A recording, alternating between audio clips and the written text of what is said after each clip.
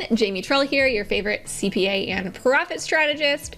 And today I want to put out a video. This is not on my normal schedule. However, I decided to insert this video in because there is a lot being talked about right now in the banking industry specifically, and finances are my jam. So I want to give you some thoughts on some of the questions that people have been asking me about what's going on with the failure of Silicon Valley Bank, and more broadly, are banks safe? Should I withdraw my money from my banking accounts? Is it safe where it is? So I wanted to talk about some of the rules and also talk about what actually happened, right? What actually happened with Silicon Valley Bank, and is that something that could happen for other banks? You know, a quick spoiler alert. Yes, it could, but I'm also going to talk about why you shouldn't panic and what you can do to protect yourself in this situation. So let's jump on into it. So what happened with Silicon Valley Bank? Well, we know that the bank failed, right? It had to shut down essentially, and 170 billion with a B plus of people's money was put at risk. So what actually happened in this case? What caused this failure? And is it something that we could see happening in other banking institutions?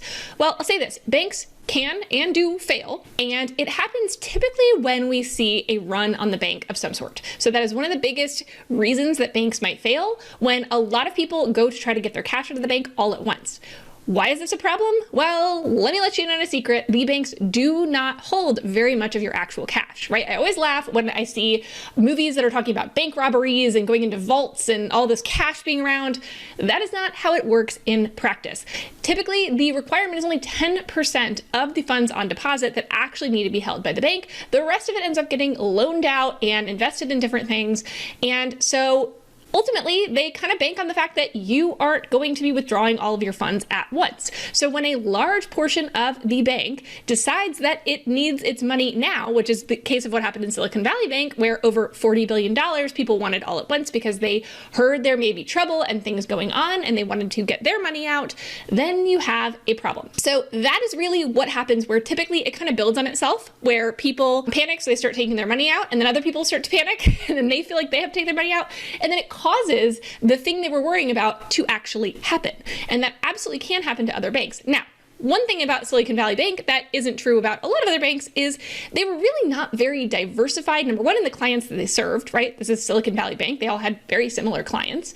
And number two, they weren't diversified in the things that they were investing in. So a lot of their investments were in fixed income securities that interest rates had a really big impact on. They were going to have to sell them before they planned on it. And therefore, they had to take some pretty big losses to be able to liquidate, to be able to pay these out. So that was a large part of what caused the fall of Silicon Valley Bank.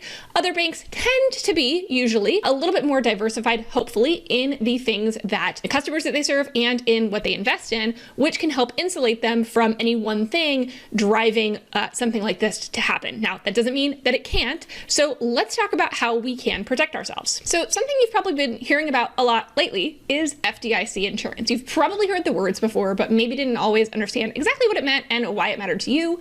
But FDIC insurance is something that the banks pay into, and it's essentially an insurance plan that covers a portion of the amount that you have on deposit. Now, one of the big problems with Silicon Valley Bank is that these people, they were banking with tech companies a lot of times, which had gotten large amounts of venture capitalist money that they were going to plan to use to pay their bills and to grow their company over the next several years. And so the vast majority of the funds that were in Silicon Valley Bank actually exceeded the FDIC insurance limits. And those limits are $250,000 per depositor. Now, that's per depositor, per type of account. So if you have a business account and a personal account, let's say, with the exact same bank, that's $250,000 for each of them. And also, if you have your husband, let's say, on one of your bank accounts, it actually increases to $500,000 because it's per depositor. So that's important to know. I know a lot of people probably don't have a whole bunch of cash sitting around, especially in their personal accounts. However, this could have a bigger impact on businesses because depending on the size of your business,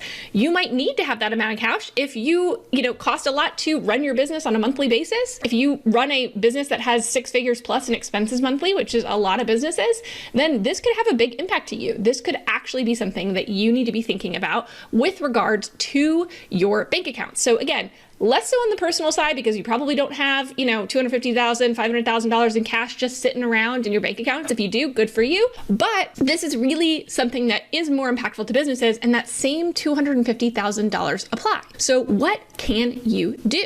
So my general recommendation is just to diversify. Diversify where your money is sitting. It doesn't mean that you need to put it in 10 different places, but let's say you had $300,000 that you wanted to be able to put into your business bank account. Well, you want to make sure then you have at least 2 different bank accounts to protect that money, right? And you're not going over $250,000 sitting in that account at any one time in cash. So that's what I would recommend. Again, this won't apply to a lot of people. So for the most part, FDIC Insurance is going to help you make sure that where you have deposited your funds is FDIC insured. The limits are always the same. So you should see FDIC insured up to $250,000. That's what they all will say. There's no bank that has a higher limit. It really is just about if you've diversified it. So that's per institution. So if you put half of it in Bank of America and half of it in your local credit union, the same $250,000 limit will apply to each of those. So that could be one way to further protect your money. Now, that doesn't mean go run out there and take all your money out and do all of that. However, it can be a good idea to maybe over time, maybe over the next couple of months, to open up a new bank account, start putting some funds in there so that you're protected on a couple different sides. Now, if you're looking for another place to put it that's easy, that's an online bank, that's totally free because you don't want to be paying a whole bunch of fees to put your money in different places, I recommend online banking through the banking platform Novo. Novo uses Middlesex Bank, which is an FDIC insured bank, as the bank that they deposit in. Novo is the banking platform you use. It has a really good intuitive UI on your phone and app and everything like that. Fully online only and totally free. And what I love about it is that it also allows you to set up different envelopes, i.e. I can save for taxes over there. You can put some of maybe your business savings over there. So if you're operating from a different account, maybe a Bank of America account or, any account, I keep saying Bank of America probably because I have a Bank of America account, but wherever your actual typical business money is, then open a Novo account for free business banking and move some money over there that you want to put into different savings account. And you can put them into envelopes. Maybe there's one for taxes. Maybe there's one for, an emergency fund for your business. Maybe there's one to save for inventory, whatever it is. I do recommend going ahead and doing that. And again, it's completely free. So go check out jamietrull.com/Novo. Make sure to use my link because that helps to support me and my channel and the information that I put out there. But that's just an idea for those of you that want to make sure you're more diversified and therefore more protected with where your money is sitting.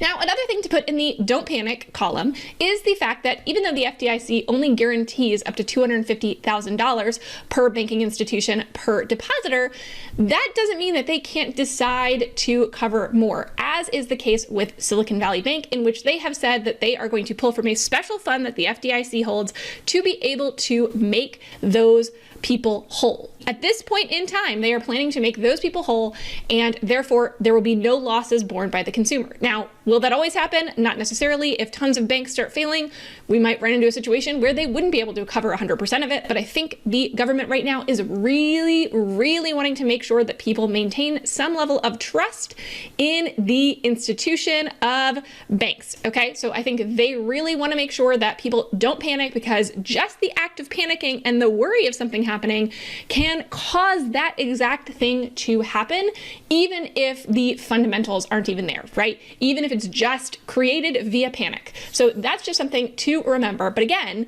that doesn't mean that you just want to sit idly by. Protecting yourself is important, especially if you hold money above those limits. Now, this does not cover anything you have in investment brokerage accounts, okay? So if you have IRAs that are invested in stocks and things like that, then this is not going to cover it. This is specifically for cash that the FDIC covers. However, there is an insurance program called CPA that is very similar to what the FDIC does. Now, CPA, which stands for the Securities Investor Protection Corporation, is all about what happens if your brokerage fails. Now, this doesn't count if just your different things that you've invested in have gone down in value. That's normal investor risk that you're taking on. However, if your brokerage itself fails or goes belly up, similar to what happened in this case, right, then CPA can step in and cover you. And they will cover you up to $500,000 per banking institution, per depositor, per type of account. So if you have a regular trading account and then maybe an IRA account, those would have separate limits. Again, it would get doubled if you had a spouse on there with you. So for most of us personally, most of our money probably isn't in a cash bank account. Most of the bigger money that we might have might be in investment accounts, maybe retirement accounts. So that's something to look at as well, is is whether you want to be diversifying the investment accounts that you have at different institutions and just looking at the limits and what you have in accordance with that so that you stay underneath those insurance limits so that 100% of what you own will be covered in the event of any kind of bank or brokerage failure. So hopefully you found this video helpful and timely. And again, if you are looking for another place to deposit some of your business money and you don't want to pay extra fees for another bank account, then definitely go check out Novo, jamietrull.com/Novo, or click the link that is on your screen right now to sign up. I'll see you next time.